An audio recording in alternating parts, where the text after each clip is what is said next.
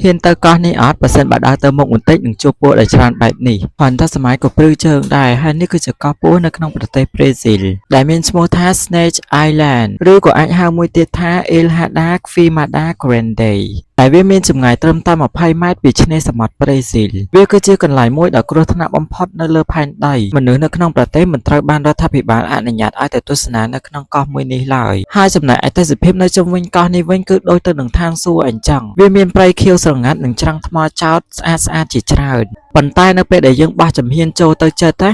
នោះយើងនឹងអាចឃើញថាកោះនេះគឺជាកោះមួយដែលពោរពេញទៅដោយពស់រាប់លានរាប់មិនអស់តែម្ដងបើយល់ដឹងពីកោះនេះថាហេតុអ្វីបានជាវាមានពស់ដែលច្រើនបែបនេះនិងដឹងពីប្រវត្តិរបស់វាក្នុងរយៈពេលជាច្រើនឆ្នាំមកនេះកម្រិតទឹកសមុទ្រកើនឡើងបានបំបែកកោះនេះដាច់ចេញពីដីគោកដោយទុកឲ្យពស់រស់នៅដោយខ្លួនឯងដែលគ្មានសត្វមុំសាស័យនិងសត្វស្លាបដែលសារតែពួកវាបានធ្វើដំណើរចាកទៅទីផ្សេងធ្វើឲ្យចំនួនពស់បានបន្តពូជរឹតតែកើនច្រើនឡើងទ្វេដងតែម្ដងទៅតាមពេលវេលាពស់ទាំងនេះបានវិវត្តន៍ក្លាយទៅជាពស់ពឺដែលមានពឹសខ្លាំងៗមួយនៅលើផែនដីជាពិសេសគឺជាពស់ Golden Lancelet Viper ដែលជាពស់វែកក្បាលលំពែងពណ៌មាសពឹសរបស់ពស់នេះគឺខ្លាំងរហូតដល់អាចធ្វើឲ្យសាច់របស់យើងនឹងអាចរលួយទាំងស្រុងតែម្ដងក្នុងរយៈពេលមិនយូរប៉ុន្មានទេហើយរហូតមកដល់សប្តាហ៍ថ្ងៃនេះកោះនេះមានពស់ពឹសច្រើនបំផុតដែលត្រូវបានរកឃើញនៅគ្រប់ទីកន្លែងនៅលើកោះនេះគឺដល់1ម៉ែត្រមួយជំហានជួបតែម្ដងមិនផុតសោះវាក៏មានគ្រោះថ្នាក់ខ្លាំងផងដែរដែលមានតែអ្នកស្រាវជ្រាវចំនួនតូចតែប៉ុណ្ណោះដែលស្ថិតនៅក្រោមការគ្រប់គ្រងយ៉ាងតឹងរឹងរបស់រដ្ឋាភិបាល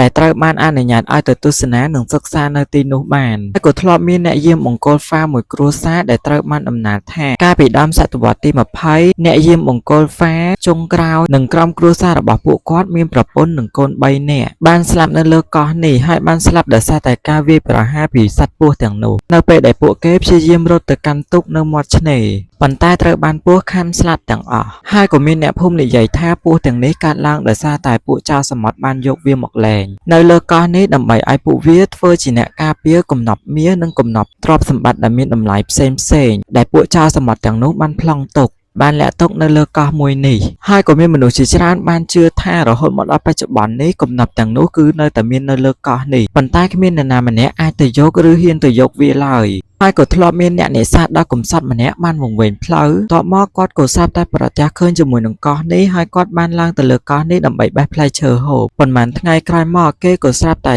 រកឃើញសាកសពរបស់គាត់នៅលើទូកដែលអណ្ដែតក្បែរឆ្នេរក្នុងស្ថានភាពដេកស្លាប់យ៉ាងគួរឲ្យពិបាកមើលដោយសារតែការវាយប្រហារពីពស់ពឹសដ៏សាហាវយោងទៅតាមការស្រាវជ្រាវបែបវិទ្យាសាស្ត្រគេក៏បានបញ្ជាក់ដែរថាសត្វពស់ទាំងនេះមិនមែនត្រូវបានយកមកលែងដោយចោរសមុទ្រអីទេប៉ុន្តែពួកវាត្រូវបានជាប់នៅលើកោះនេះតាំងពី